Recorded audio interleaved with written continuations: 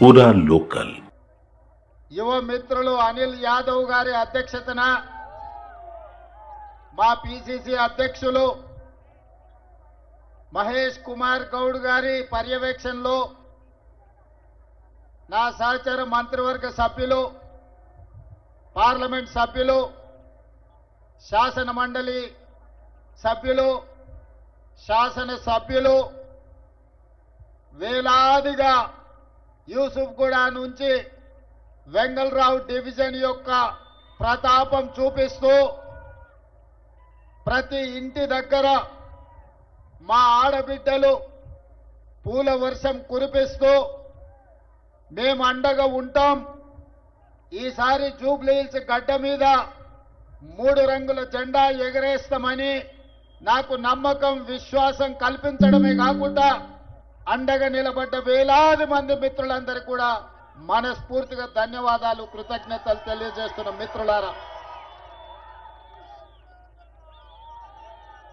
మిత్రులారా రాజకీయాలలో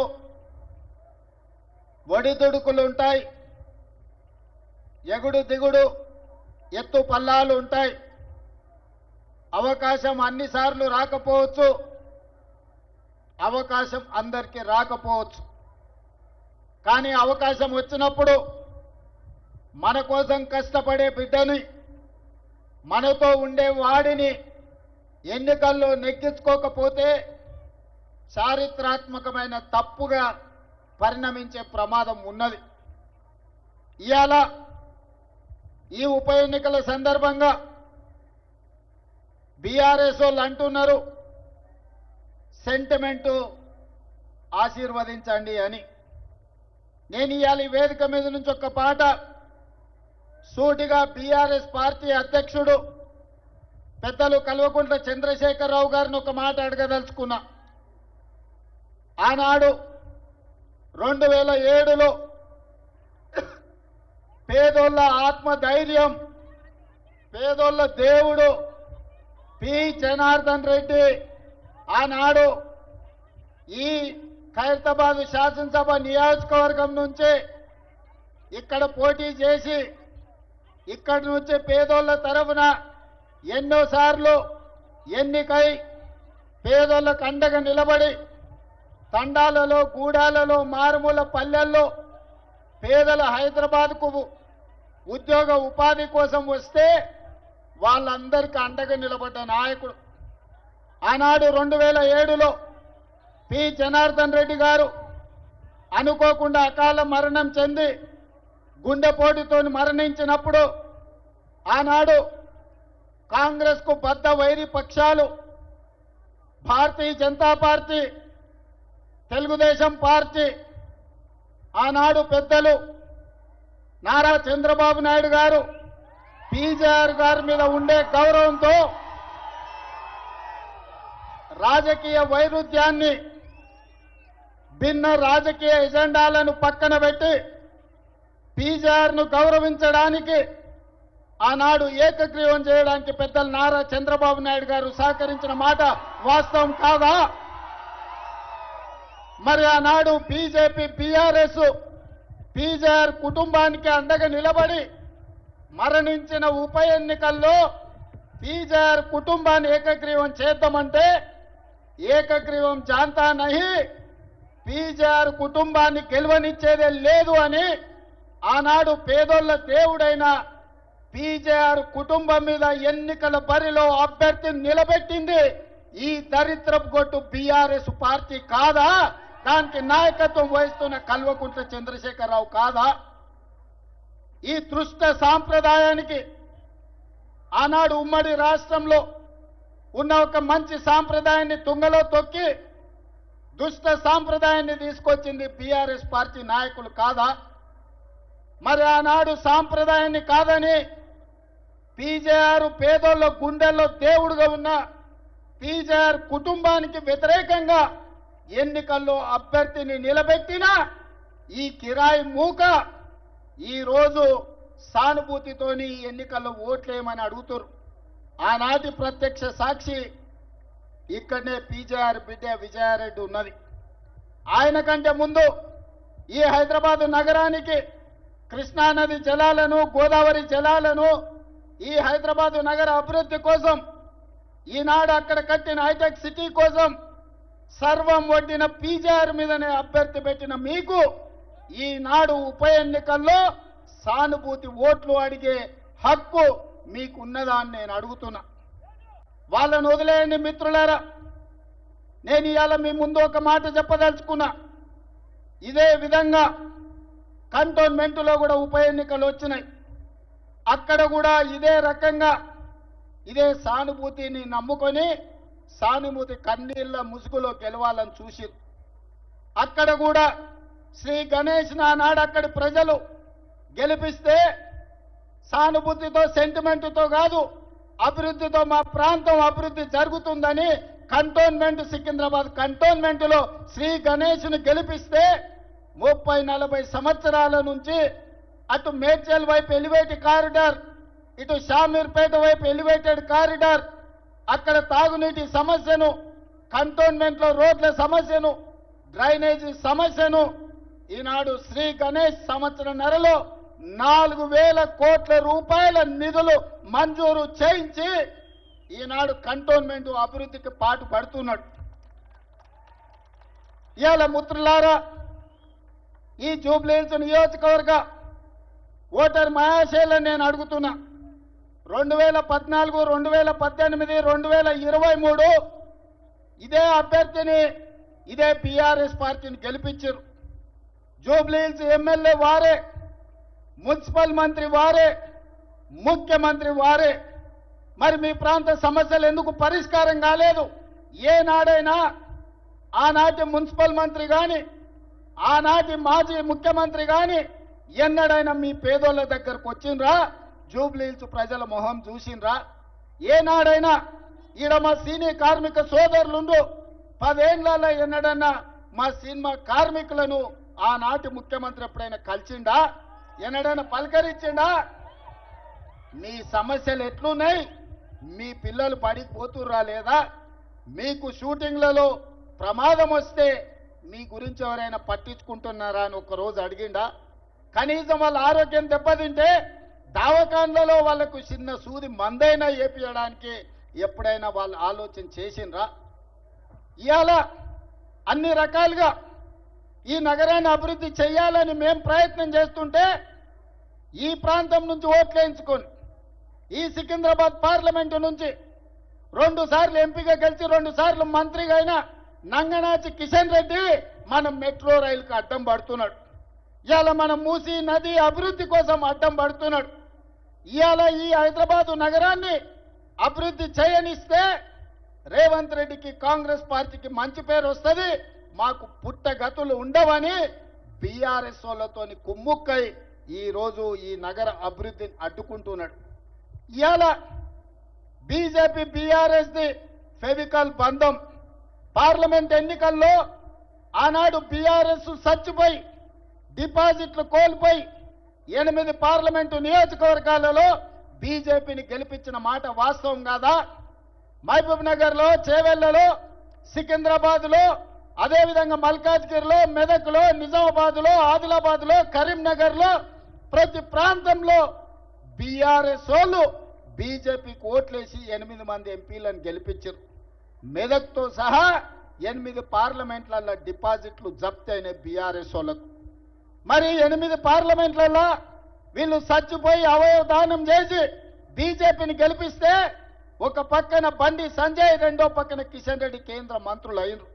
బుడ్డ పైసైనా తెచ్చిండ్రా వీళ్ళని నేను అడుగుతున్నా.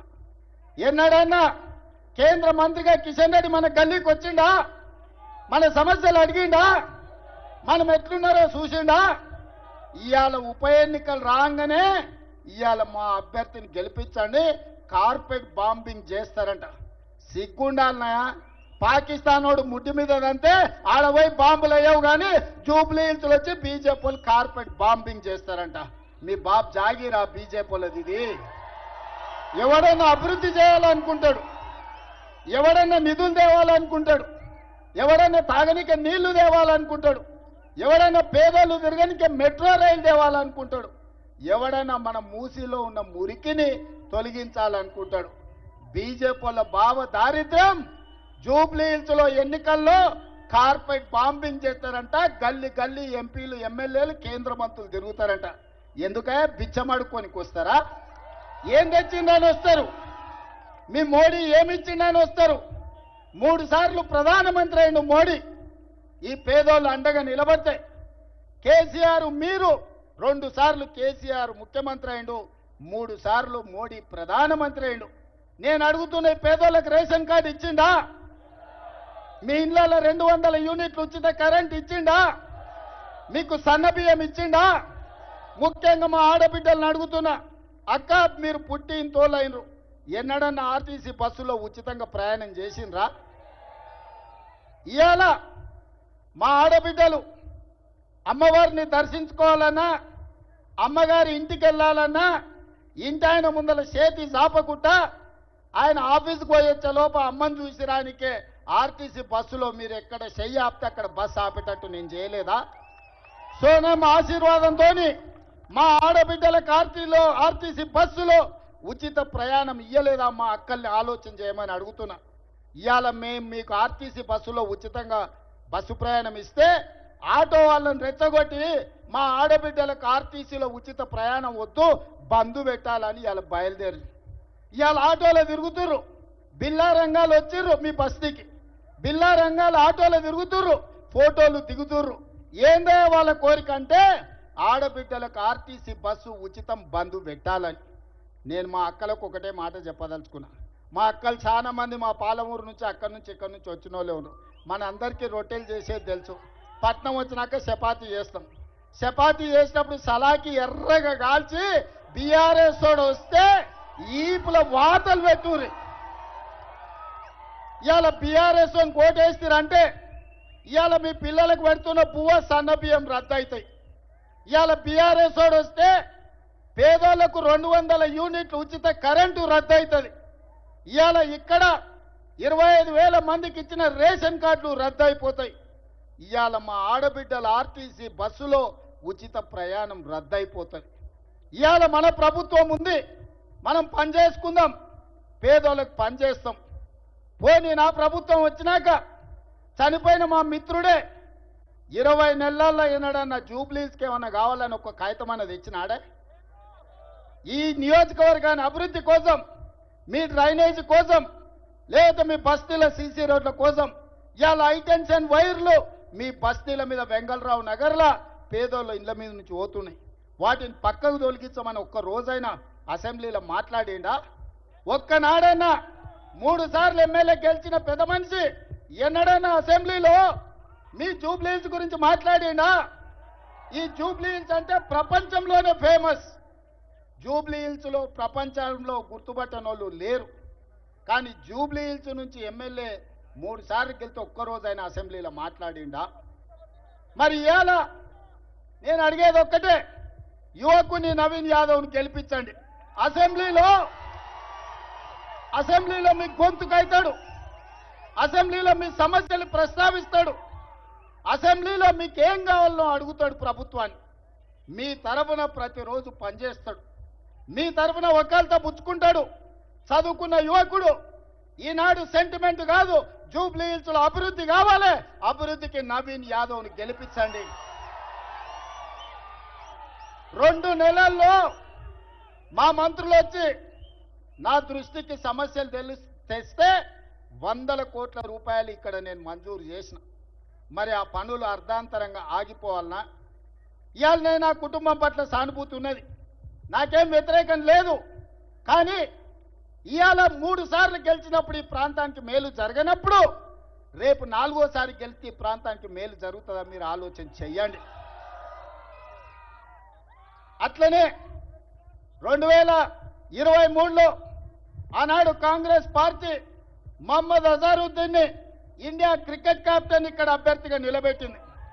నవీన్ యాదవ్ని పిలిచిన ఒక మాట చెప్పిన, ఇవాళ నువ్వు అజరుద్దీన్ ఎంబడేసుకొని భుజాల మీద మొయ్యి అజరుద్దీన్ గెలిస్తే తప్పకుండా మంత్రి చేస్తా అని ఆ రోజు చెప్పిన. కానీ మా సందేశం మీకు చేరలే. మీరు ఏదో జరుగుతుందని ఆలోచన చేశారు. అజర్బై ఆనాడు కొద్ది మెజారిటీతో ఓడిపోయింది. కానీ ఇవాళ ఇదే అజరుద్దీన్ని మీకు ఇచ్చిన మాట ప్రకారం మంత్రిని చేసి ఇవాళ జూబ్లీహిల్స్ కు ప్రచారానికి వచ్చిన. మాట ఇస్తే మాట తప్పేది లేదు, మడమ తిప్పేది లేదు. ఇవాళ మీకోసం ఇవాళ మీరు వేసేది ఒక ఓటు. నవీన్ ఎమ్మెల్యే అవుతాడు, అజరుద్దీన్ మంత్రి అయి మీ సమస్యల్ని పరిష్కరిస్తాడు. अजहर भाई, आपकी जिम्मेदारी है ये जुबलीहिल्स असेंबली में गरीबों को जो भी जरूरत है आप मंत्री हो क्या हुकुम जारी करना, यहाँ का हर गरीब को आप मदद देना. इसीलिए आज सरकार सोनिया गांधी, राहुल गांधी, मल्लिकार्जुन खड़गे जी आपको मंत्री बनाकर आज जुबलीहिल्स को भेज दिया. आज जुम्मा है, जुम्मे के दिन नमाज करके सबको वादा करो एक जुबलीहिल्स में जितने भी तकलीफ है तकलीफ दूर करने के लिए एक नहीं दो सिपाही आपके सेवा में लगे रहेंगे. మిత్రులారా, ఇవాళ నేను ఒక్కటే మాట చెప్పదలుచుకున్నా. ఈ జూబ్లీహిల్స్ లో గెలిపించండి. అభివృద్ధి అంటే ఏందో నేను చూపిస్తా, అభివృద్ధి ఎట్లా చేయాలో నేను చూపిస్తా. వర్షాలు వస్తే మీ బస్తీలు మునిగినాయి. నేను వచ్చిన మైత్రి వనంలో నేను వచ్చి బస్తీలు తిరిగిన. మీకు నీళ్ళల్లో మునిగిపోతే మీ కష్టాలలో మిమ్మల్ని ఆదుకోనికే నేను వచ్చిన. ముఖ్యమంత్రిగా ఉండి నేను మీ బస్తీలు తిరిగిన. మున్సిపల్ మంత్రిగా ఉన్నా ఆ పోరంబోకు ఆయన ఎప్పుడన్నా వచ్చిందా? ఇవాళ మీ పిల్లల భవిష్యత్తు కోసం గంజాయిని, డ్రగ్స్ ను నిషేధించాలంటున్నా. ఇవాళ గంజాయి, డ్రగ్స్ గురించి ఆలోచన చేస్తే లాగులో తొండలిడ్చి కొడతా అని నేనంటున్నా. కానీ దీపావళి నాడు చిచ్చుబుట్లు కాల్చాల్సిన వాళ్ళు ఫామ్ హౌస్ల గంజాయి డ్రగ్స్ తో దొరికితే వాళ్ళ మీద కేసులు పెట్టొద్దంటారు. గంజాయి డ్రగ్స్ తో దొరికినోడు రౌడీనా, పేదల కోసం కష్టపడే నవీన్ యాదవ్ రౌడీనా? ఒక్కసారి ఆలోచన చెయ్యండి. ఇవాళ ఈ పోటీ జూబ్లీహిల్స్ కు పరిమితం కాదు. ఇవాళ రాష్ట్రాన్ని 10 ఏళ్లు దోసుకొని రాష్ట్రాన్ని నిట్ట నిలువున పుంచి 1,00,000 కోట్లు కాళేశ్వరంలో మింగితే 3 ఏళ్ల కట్టుడు కూలుడు జరిగిపోయింది. ఆ దోపిడీ దొంగలు ఇవాళ జూబ్లీహిల్స్ లో మళ్ళీ ముసుగేసుకొని వచ్చిండ్రు. మిత్రులారా, ఈనాడు బీజేపీ, బీఆర్ఎస్ వాళ్ళ గురించి ఆలోచన చేయండి. అజరుద్దీన్ కు నేను మంత్రిస్తే, సోనియా గాంధీ మంత్రిస్తే బీజేపీ వాళ్ళకు కడుపు నొప్పి ఎందుకు, బీఆర్ఎస్ వాళ్ళకు దుఃఖం ఎందుకని నేను అడుగుతున్నా. ఒక మైనారిటీ మంత్రి ఉండొద్దా? ఇండియాని గెలిపించిన, ఇండియా కెప్టెన్, వరల్డ్ కప్ తెచ్చిన అజరుద్దీన్ ఇండియాకు నాయకత్వం వహించినోడు ఇవాళ తెలంగాణ రాష్ట్రంలో మంత్రిగా ఉండొద్దా? ఇవాళ ఆలోచన చేయండి సోదరులారా. మా సినీ కార్మికుల కోసం నేను మొన్న మాట ఇచ్చిన. ఇవాళ చెప్తున్నా, నేను తప్పకుండా మీ పిల్లలకు నాణ్యమైన విద్యను అందించే బాధ్యత నాది, మిమ్మల్ని ఆదుకునే బాధ్యత నాది, మీకు ఆరోగ్య భద్రత కల్పించే బాధ్యత నాది. ఇవన్నీ పనులు చేయాలంటే నాకు ఒక భుజం ఉండాలి, నాకు ఒక తోడు ఉండాలి. నాకు ఒక కుడి భుజాన్ని జూబ్లీహిల్స్ నుంచి ఇవ్వండి. మీ సమస్యల పరిష్కారం కోసం నవీన్ యాదవ్ను మీ తోడుగా పెట్టుకోండి. నా దృష్టికి వచ్చిన ప్రతి సమస్యను పరిష్కరించే బాధ్యత నేను తీసుకుంటా. వెంగళరావు నగర్ నుంచి మా కిలార్ మనోహర్ గాని మిగతా చాలా మంది మిత్రులు ఇవాళ అండగా నిలబడడానికి ముందుకు వచ్చారు.